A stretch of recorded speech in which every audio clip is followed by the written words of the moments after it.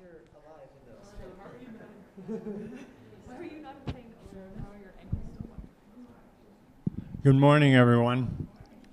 I've got my A team here this morning on both the women's and the men's side.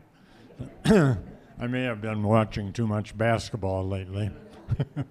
But to introduce them, Madeline, on your right, my left, Madeline Kingston, Ethan Mansky, Jose Lane Strauss, and Emily Glover. We're being live streamed, so I'm giving the mic to each of them. You will hear all of us easily, but the people who are catching this live stream have to catch it by way of the mic from each of us. So we'll be passing this back and forth. I've got some questions. The team here has received all of them. They've had prior notice. And I have said that if after each of them answers the question in turn, if they want to respond to one another, they surely can. And we will certainly have time at the end for questions and comments from all of you. But if you want to jump in at some point, this is really an open conversation. I'll just make sure you don't take too much time so that we don't get through all of our questions here. So my first question, and I would ask each of you to identify your school when you speak first time around. My first question is a fill in the blank question. I feel blank about the way things are going in my school as I finish there. It's different or the same or whatever they want to say as I felt until this final year. So I feel blank about the way things are going in school. Emily, you want to start? And you all can take your mask off. We're in the forum, the people up front. Okay. Without masks. All right, I guess I'm first. You are. Okay.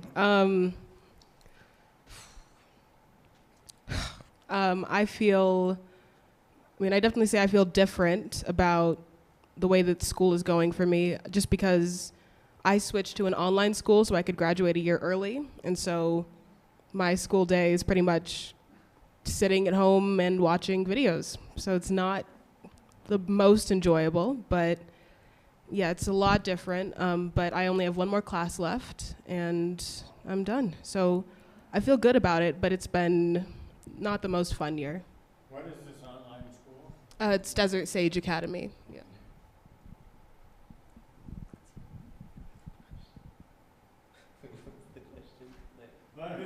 Sorry. It's a fill in the blank. I feel blank about the way things are going in my school as I finish up.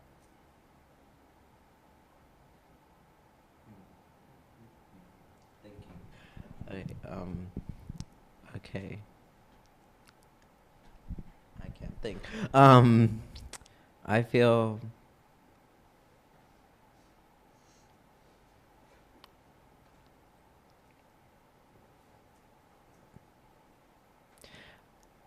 there's no like word I could say for where my school's going, cause I came to Santa Fe Prep in 7th grade, so definitely where the school stands right now is interesting because like there are lots of areas that my school definitely has to like improve on with like supporting everyone, because like being supported is definitely like needs to be like the top priority to making sure that all students feel safe coming to a really difficult school that expects a lot out of you, but no matter like where you are, there's definitely improvement for you to go, because I definitely feel like I've improved a lot at prep, and definitely being supported is something that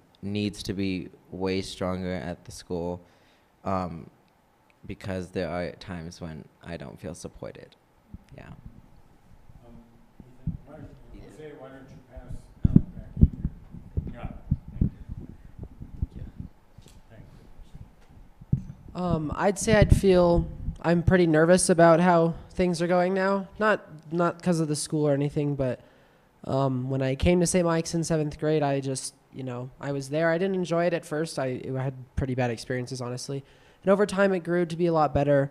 But now the reason I'm particularly nervous is because the last few years, I've just been like, wow, okay, I'm just living high school life. I'm just enjoying myself. I'm enjoying what I can in high school anyways. Then there was a pandemic, which was a bit interesting, but now it's senior year and I'm graduating in a month, and that's terrifying to me, and it makes me very nervous. So I'm nervous about how everything's going because all of a sudden I went from being, oh, I'm a sophomore to, oh my gosh, I'm leaving in 4 months. So I'm very scared, but I'm also very excited. So, yes.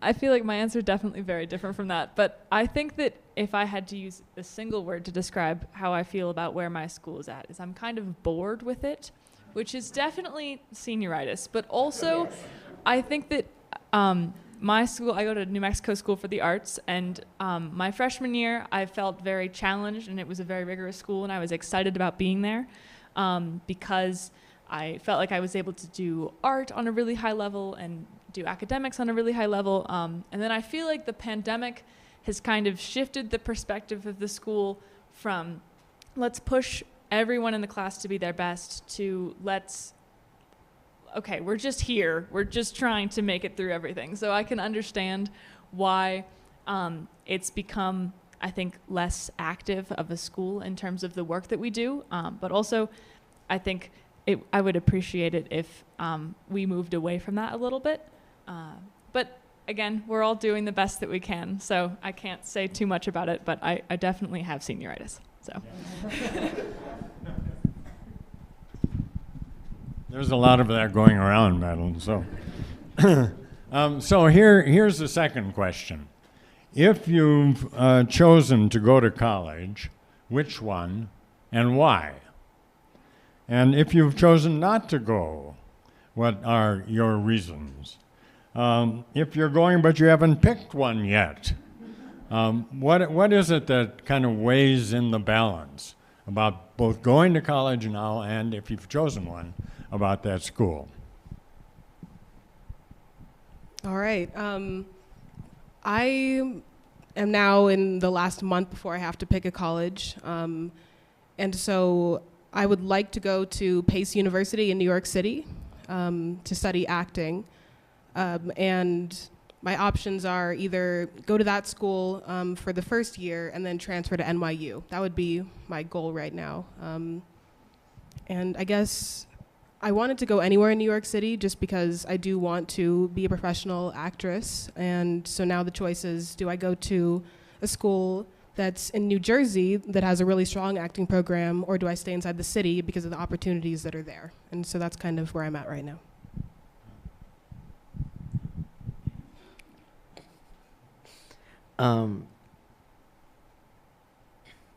I have chosen a school. I'll be attending Dominican University of California in San Rafael, which is about 12 miles from San Francisco. My way in lead was through the cross-country coach, who reached out to me in September. Well, I reached out to her to learn more about the college, what it would be like to actually run cross-country, because all throughout my season of cross-country, I was there were days where I was no, I don't want to run.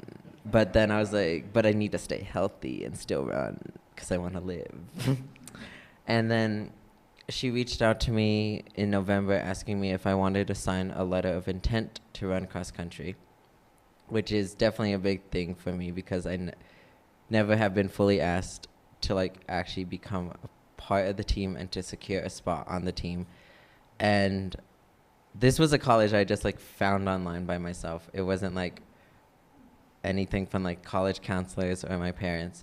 And then on February 8th, I signed the letter to run and fully accept my tuition deposit for this college. And then in March, I went to visit the college on March 22nd, and I fell more in love with the college because of how small the campus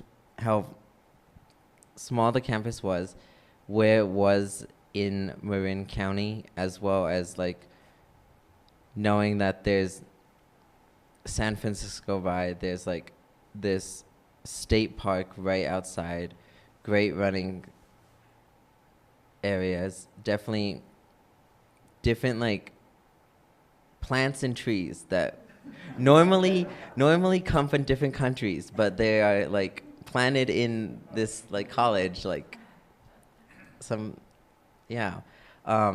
It's great class sizes, similar to prep sizes, 16 to about 20.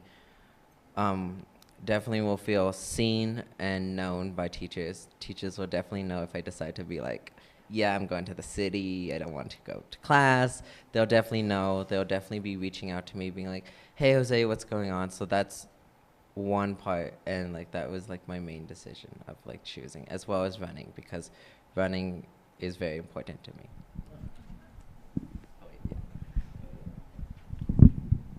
Okay, we've got East Coast and West Coast. Ethan, where are you landing here?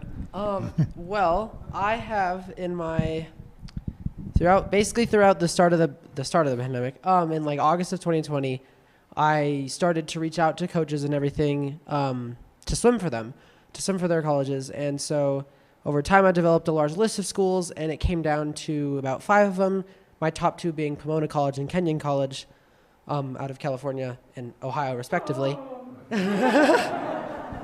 And so I went and visited my top 5 schools back in September, and my top 2, like I said, were Pomona and Kenyon. And so after a lot of debate and everything, I chose to go swim and study at Kenyon College in Ohio, which is yeah, exactly, which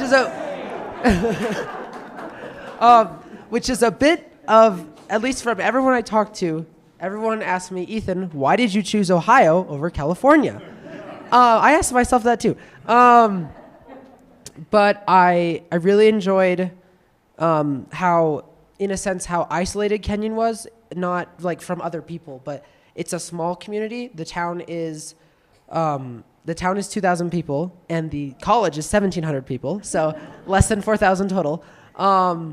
It's very much just in nature, just in the wilderness. I really love that about Kenyon, and I really loved the class sizes. They're small. I really enjoyed the coach. He's a really amazing person, and the swim team itself is like #1 for Division III, and also destroys Division I schools too. So it's a wonderful swim school too that I'm so happy to be a part of. And then finally, its academics are really amazing. And so it has the music I'm looking for. It has it's a liberal arts, so it has pretty much anything I would have wanted in terms of academics for majors. But it's just, I found it and I fell in love with it. I visited it last June for a camp, just for a camp. I wasn't intending to go to Kenyon at that time. And then in September, I visited again, and I was like, yes, this is the place I want to go. So Kenyon College to swim. So I'm just like Emily at the moment. I haven't decided for certain where I'm going to college, but I think at the beginning of my college search process, it was kind of intimidating because there are so many schools, and I, because of the pandemic, hadn't had a lot of opportunities to go and visit places preemptively. But I think that I basically decided where I wanted to apply based off of very few factors, which were, are there trees there? Is it cold? And do they have a decent orchestra? So, and it turns out that narrows down the list a lot. So at the moment, I've got into a couple of schools and I'm still deciding between them, but at the moment, I think that my top choice is probably Carleton College in Northfield, Minnesota. So I was really excited to get into that school, and they have like a bunch of great social clubs and opportunities, and also like really high level academics. I had the chance to visit their campus, and it's absolutely gorgeous. So but I haven't decided for sure yet. I still have a couple of schools that I'm vaguely interested in. So yeah. But Madeline, they have better music across town at St. Olaf. Actually, I think that St. Olaf does not have a as like good of a jazz program as Carleton College does. Well, you may so be right on that count. Very good.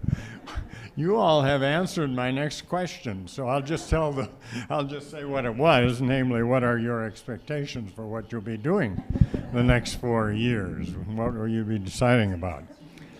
All right, now this is the question. What is it about the world today that adults just don't get? Or don't seem to be doing anything about or enough about? As you look out on the kind of world that you face in these next 4 years, what is it that seems to be missing on the part of those of us of my generation or the in-between one? Well, I gave you this in advance, so okay, go ahead. yeah, so I think this is kind of funny because Talitha spent the service talking about this, but I think that potentially a lack of imagination, and I can understand exactly why this is the case because I think even in growing up and only being 18, I find that I have become very comfortable with certain aspects of life and the way that the world is structured and like can't imagine not driving to school every day kind of things. And I think that as everyone gets older, it becomes harder to shift those perspectives in a world that's not stagnant.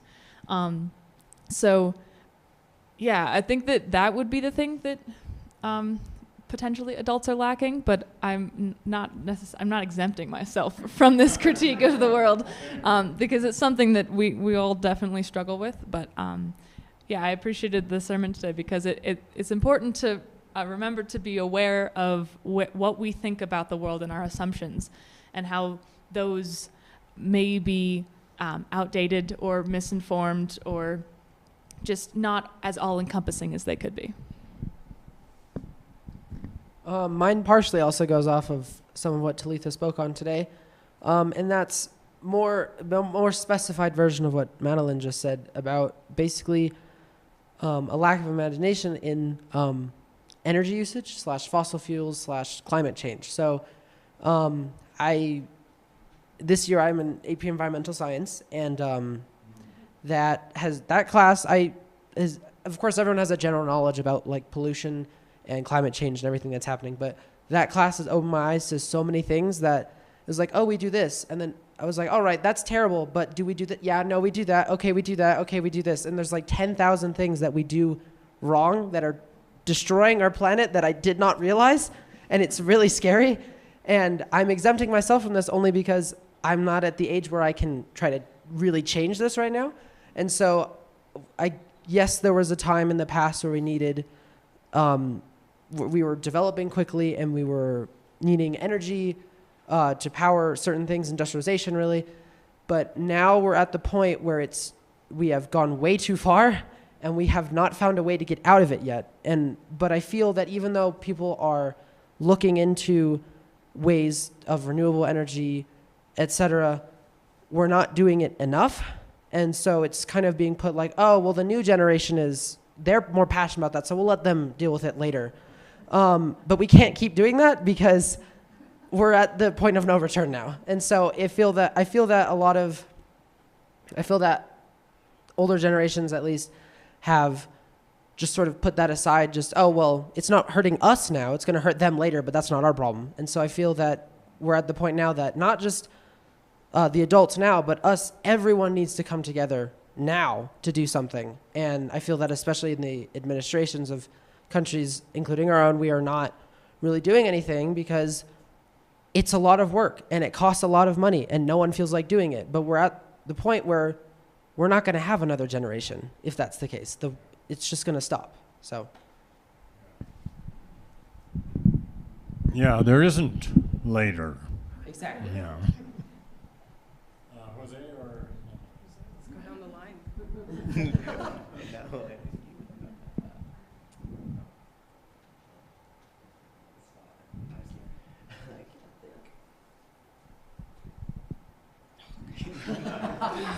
Fine. Okay. I I think I definitely have to agree with what Ethan and Madeline have said. And I guess one thing about my perspective that has shifted on like, what can adults do is that I've heard less and less of, like, oh, the kids these days, and you guys aren't doing enough and you're too involved on your phones. And so that's been a nice shift, is that I think that our generation, it's unfortunate that it has to be this way, but that we are doing a lot more to kind of change the outcome of a lot of the situations that we've gotten ourselves into. And I think that as a whole, I mean, it can't be on us, even though we are, I guess, the future. We need help from everyone if we're going to overcome, the many, many problems that we're facing. Yeah, I know that's a short answer, but they kind of said all that I wanted to.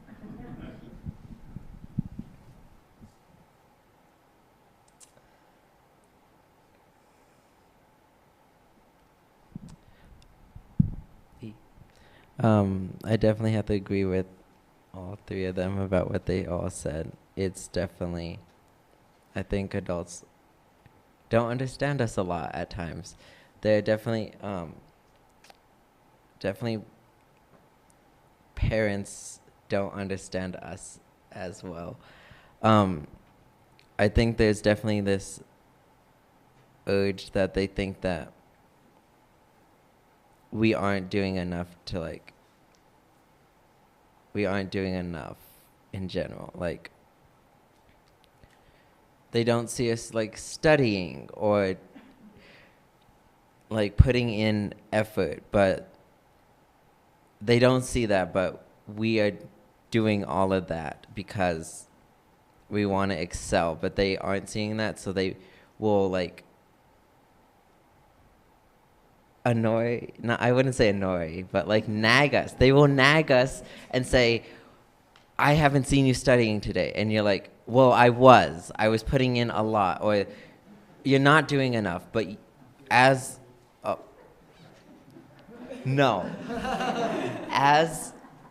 people, we are doing enough. I'm definitely where all of our schools stand.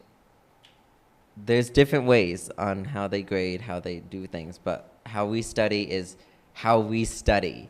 But they don't understand that. Parents don't really understand that. Also, adults I think they need to have a better understanding of gender roles. Definitely, as we keep going in the future, learning pronouns is, I think,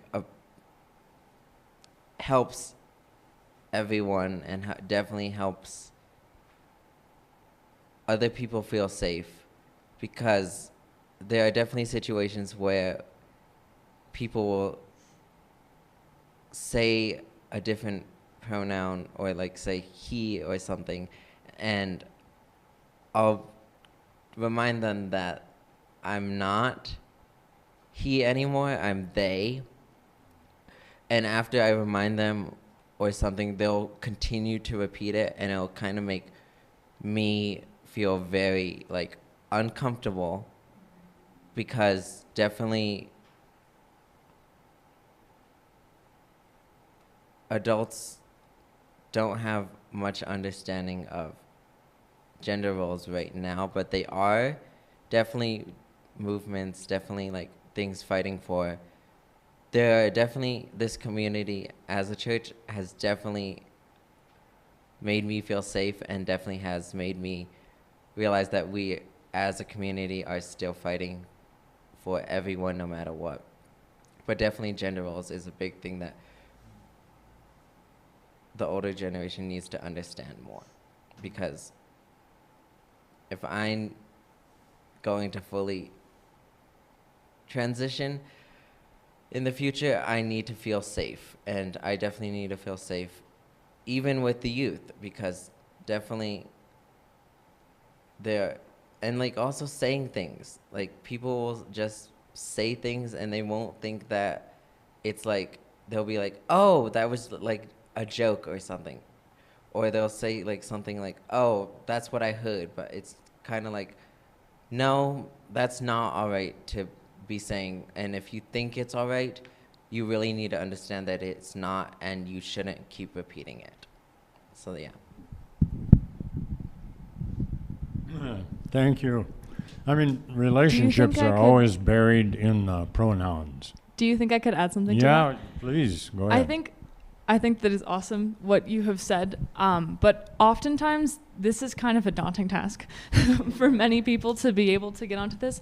I think that if I would say one thing that would make it easier for adults or people who aren't familiar with pronouns, for example, but to be patient with yourselves about it, because getting frustrated because language evolves and is not what we're used to is not useful for you or the people who it's affecting. So it's important that, like you said, we hold each other accountable and account for how everyone is experiencing the world, but also that you are patient with yourselves. You don't have to get it right the first time. It's new, it's confusing, it's difficult, but it's definitely important to try. And to don't get down on yourself about it. It's definitely a difficult thing to do. So kind of just to, as adults or anyone who is new to these kinds of language changes, that just be patient with yourself, because I mean we're all capable of learning, even if it takes a little while. So. Thank you. Thank you. Okay. As you face the world that you face, what is it that brings you alive? We hear some statements of what you fear, and it's proper to feel fear in the face of what we're looking at. But what is it that most brings you alive? I mean, what really charges you in a positive way? I'm going to put this here, but somebody's got to pick it up. I know I actually have an answer for this one. I'm prepared. For me, it's definitely acting. As someone who has been really shy, I mean, pretty much since I was born, for as long as I can remember, it was kind of a shock to discover that I loved performing in front of people, considering that I hardly like speaking in front of people. So it was quite a change. And I think that before freshman year, the freshman year was when I discovered how much I loved acting. Just on a whim, I decided to audition for the show. And after that, I saw a clear path for what I wanted to do, because prior to that, I had no idea what I was interested in. I mean, I had hobbies, but nothing that I actually wanted to pursue. And so now having something that I enjoy so much that I want to go into, it's really changed a lot about me. I mean, if you had asked me to sit up here and talk in front of this many people 2 years ago, I would say, sorry, I'm busy. So, yeah, so this has been... We saw you in the pageants. That's true. Yeah. That's true. But yeah, it's been really good for me, and I'm so glad that I'm able to continue to do it.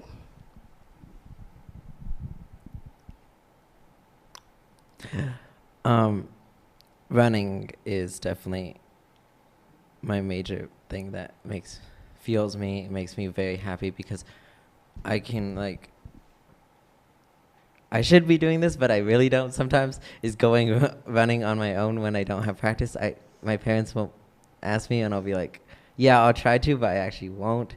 But just doing it on a team, or just in general, when I ran in Santa Cruz over my second week of spring break, it really just running alone gets my thoughts away from everything, and also fuels me to keep going, even when I'm dealing with some hard stuff. I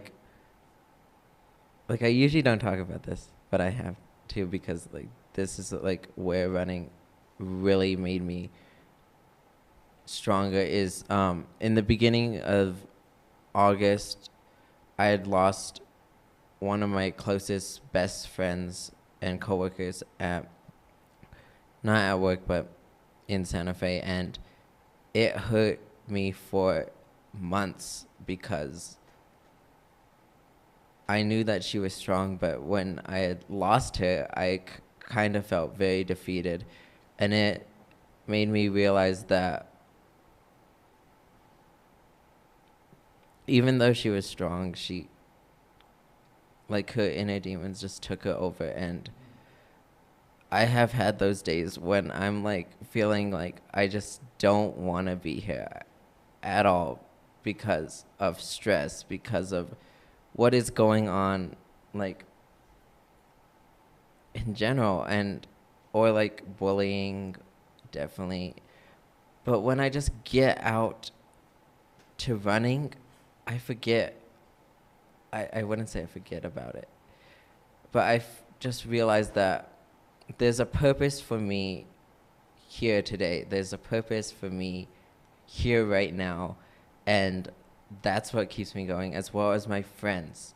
Definitely the amount of friends I have made this year, or the friendships I've kept, they're all there supporting me through like everything.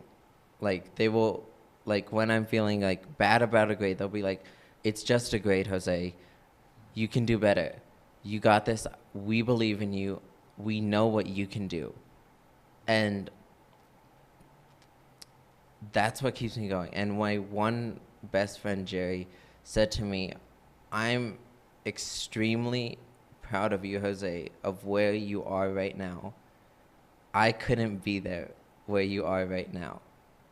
And when he had told me that, that just made me feel very happy, knowing that he was very proud of where I'm standing right now as a senior, and he has given all the support to me. And just like my friends have always given support to me and kept me going. And the amount of memories that I've created in Santa Fe with my friends at the mall, that this mall is, yeah, there's many problems with the mall here, but definitely the hallways. I hate the hallways. But just creating memories with my friends, I will always remember when I go to college, and I'll always remember like anything positive they have said to me to keep me going through college when it's like stressful or when I just want to drop out. I'll just remember what they're saying, like, "I'm proud of you, keep going, it's just a grade." So that's what.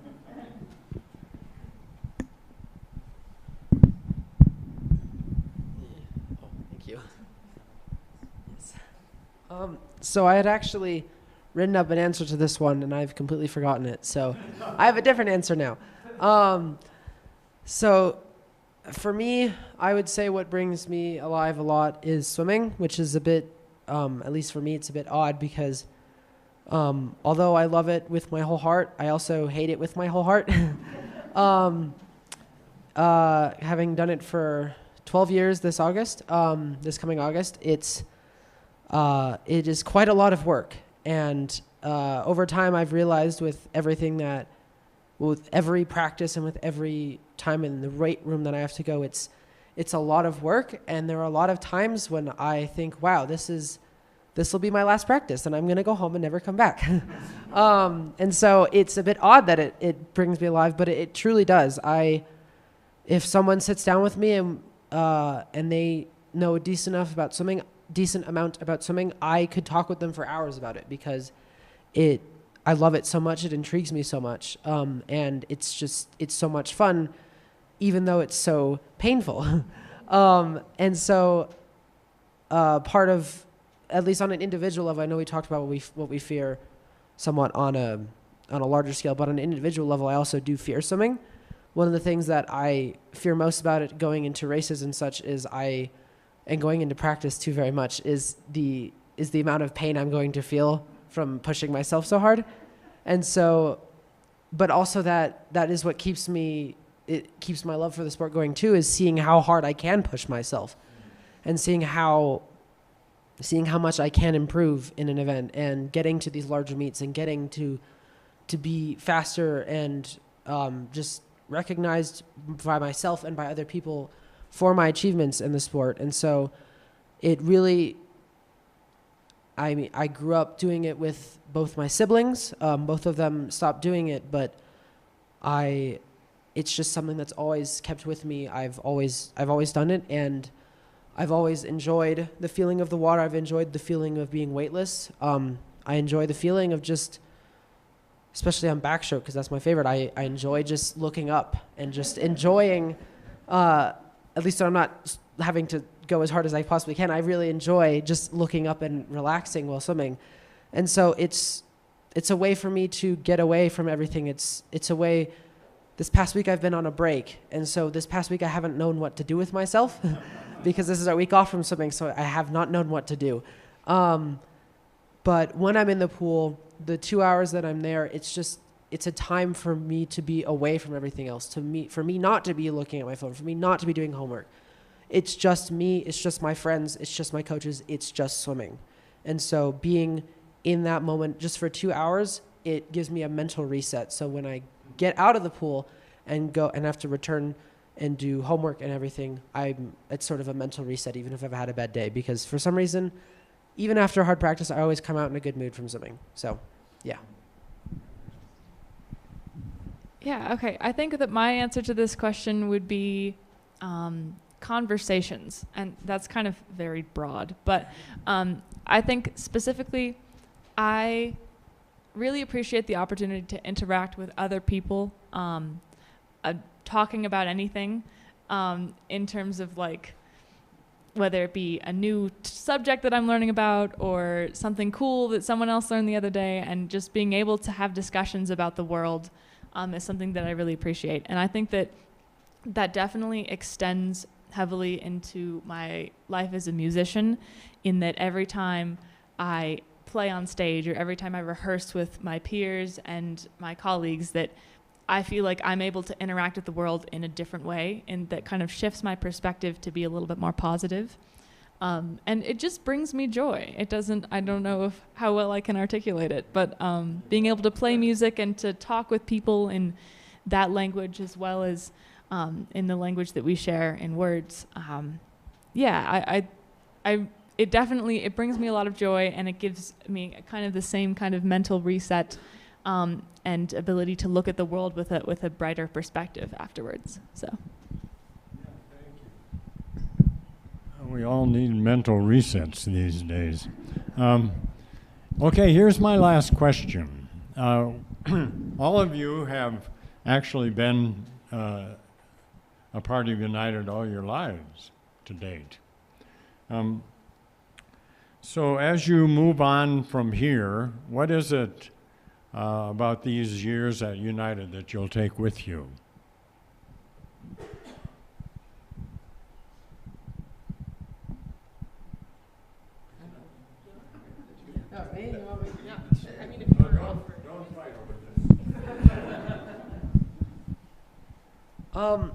So this has been, it's been something that's been developed just over the past 2 years during the pandemic, being, during this time, you know, a lot of us, we've been separated, having to do services online, being at home, not having to be here, or not getting to be here until recently.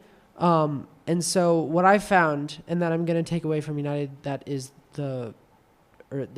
been the most, I guess, influential for me for being part of United, is that even when we're not together, we're still united.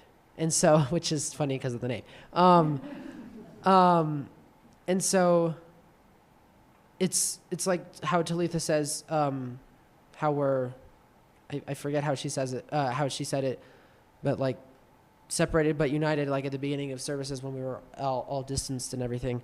And so that would be the biggest thing I take away from it, is that I can, from seeing all the virtual services and such, I can see all the effort and the love and the thought put into these services to keep them engaging, to keep them, to keep you coming back and everything. And it's, having seen them, it shows me that even when we aren't together, we are still united, and we are still together in all of this, despite not being physically with everyone.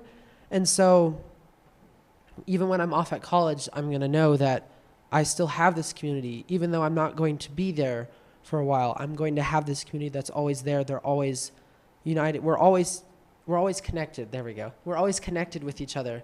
And so having seen all that through the virtual services, I feel that was what stuck out to me most, is that everyone is everyone is wanting to be a part of this community still, even when we can't be together physically. And so that keeps this feeling of connection between all of us that has really just, it's been a bright light in my life. So,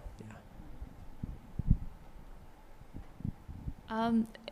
What I think that I will take away from my time at United and continue to hold with me is just kind of having a place that I can call a home in terms of a community of people.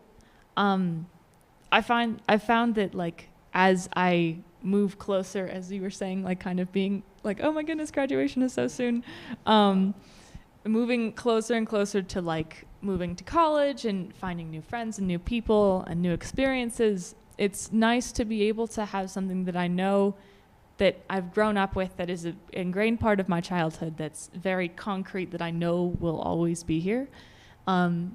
So yeah, and like just the people who I've met here and the people who have influenced my life so deeply in such positive ways is just kind of wonderful. And I think the devotion that everyone who is at this church has to making the world a better place and finding themselves and their place in this world, it means a lot to me, and I feel very lucky to be able to be part of that community.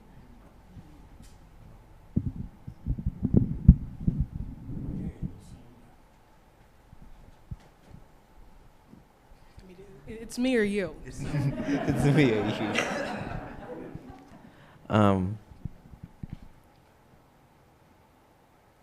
I would have to say the community, because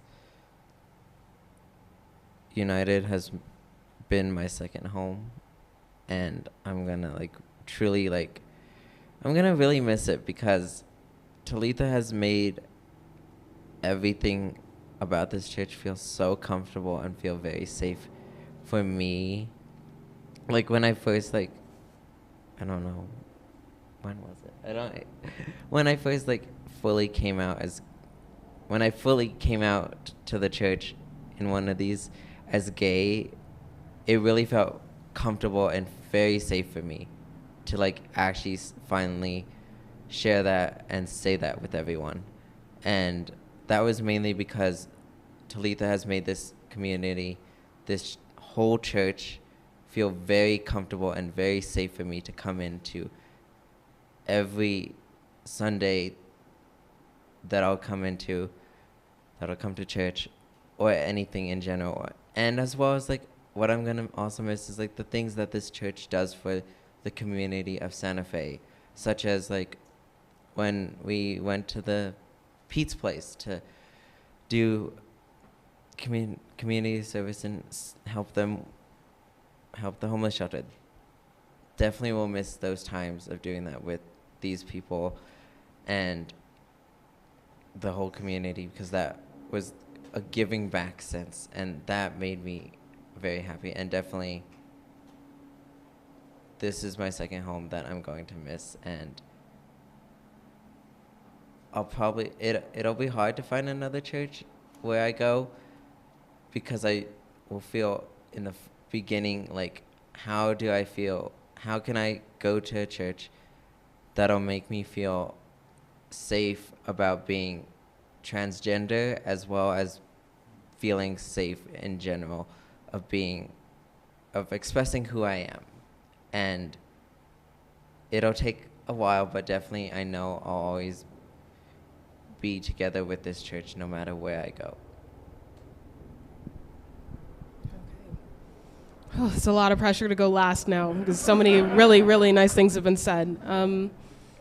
I think that I definitely agree with everything that's been said so far. And growing up in this church, I think, has been such a wonderful experience to have had, just because of all the opportunities they've provided. And obviously, since I did grow up in it, I can't remember the first 8 years, but I'm sure that they were lovely. But it's really such a supportive community here, and I will definitely miss that a lot when I go off to college, which is really weird to say, but it's so soon, and it's very sad to think about leaving, because it truly is such a wonderful group of people, and it's just been a wonderful experience, and I do feel grateful that I was able to be here for the first, part of my life. And it's definitely really nice to think about the fact that I'll always have a place here regardless of where I am. Thank you. Okay, I said that we would have some time for some questions or comments from you all, and we have a few minutes. We're going to stick strictly to the schedule today because there are a lot of things going on this afternoon. Some people will be going to Albuquerque for Brad's Requiem, and Elijah has responsibilities of closing up the place, and he doesn't need to be here long time. But we do have time. So just speak up. I don't know if we can get, can we get the mic to people?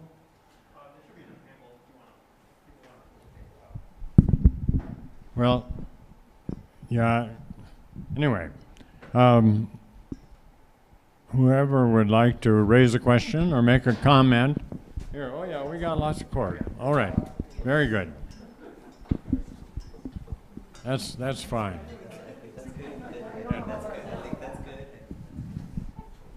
Just two quick observations. One, it's so sad to think New Mexico is probably going to lose all of you after you finish college. And disagree with me if not, but that's what comes through. And secondly, my favorite movie of all time, and Jose, I hope it's yours as well, is Chariots of Fire, Academy Award winner in the 80s. Two runners in Britain, no, way back. You got to see it. And one is sort of the fundamentalist Christian, great living guy, and the other is Jewish. And he just agonizes over being Jewish, and people are subtly discriminating against me, and everything else is there. And there's a wonderful sequence when he's talking with a close woman friend of his, and he's talking about that. And she says, "You're not serious." And he says, "You're not Jewish."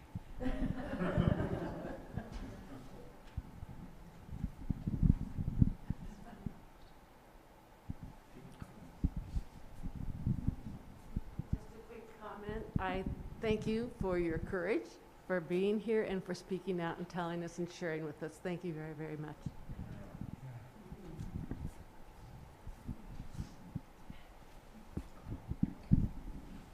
First of all, I'm impressed beyond words at the intelligence and the desire all of you have. You're about to go into an age where peer pressure and all of those things that people have been telling you to do, you become more in charge of what you want to do. And that's fearsome. Most of us are like cowboys who jump on their horse and then just ride off into all directions. Don't do that anymore. I didn't hear a lot of that today. I think you're beginning to see that you need to be people of a horse down one way and be able to defend it, persevere with it, and worship God at the same time. Thank you.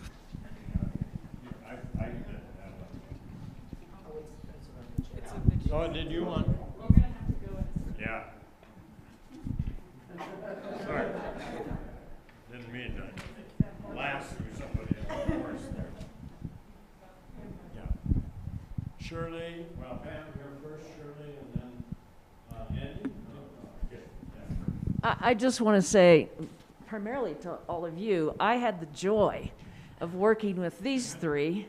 Emily, you were in a different group, but these three and three other young people in the Youth Initiates program, and it's just been incredible watching them grow and watching them have the courage and the smarts and everything else you guys have done about who you are and about what you do. So thank you for letting me be part of your life in that way.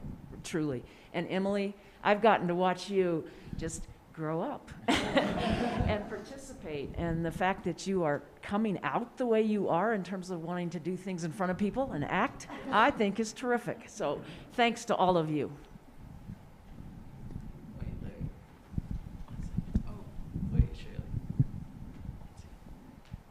One second, Shirley.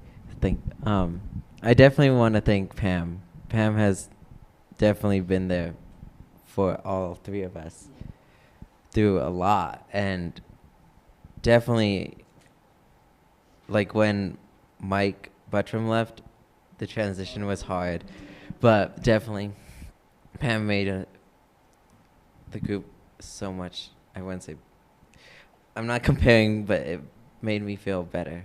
And Pam really got us to where we are in this church and becoming part of the church.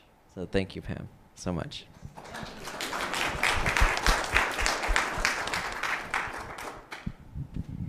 I just wanted to say that I am totally impressed with the four of you. I've been privileged to be here long enough to see you guys go through a lot of growth and development, and you're a pretty impressive lot. So I know that you're going to do great out there in that world, and I'm going to be proud to know you. And Emily, I want you to be sure and remember me when I come to one of your productions. Thanks very much for doing this. Thanks for being who you are, and terrific luck to all of you, because you certainly deserve it.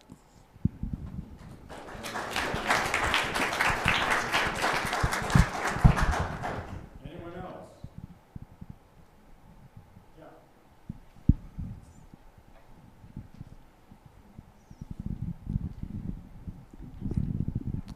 Good morning, guys. Don't know any of you guys, maybe it's for Jose, but sitting back here, I could have left like everybody else did when they said young people are going to speak. I said, okay, here's my chance to listen.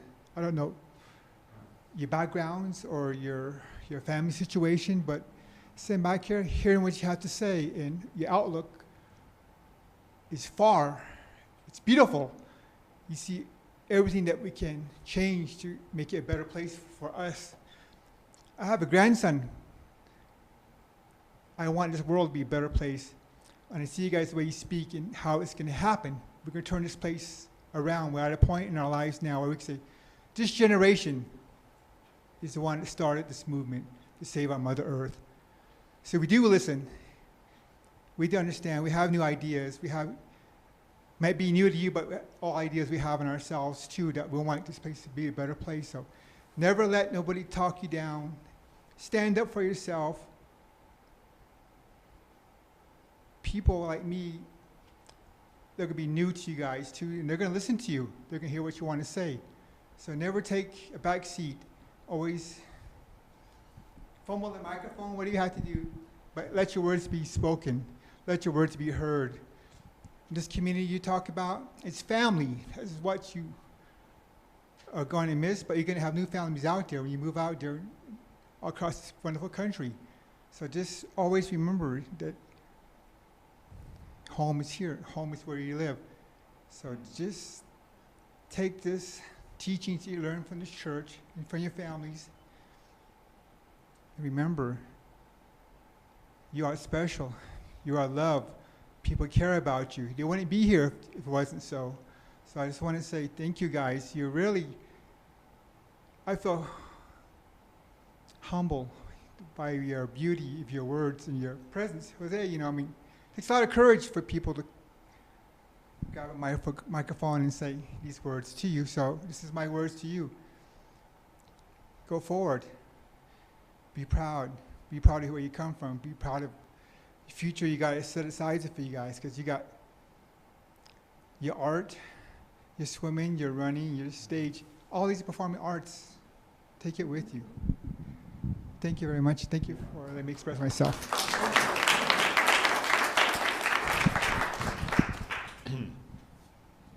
Well, those were the words to end with.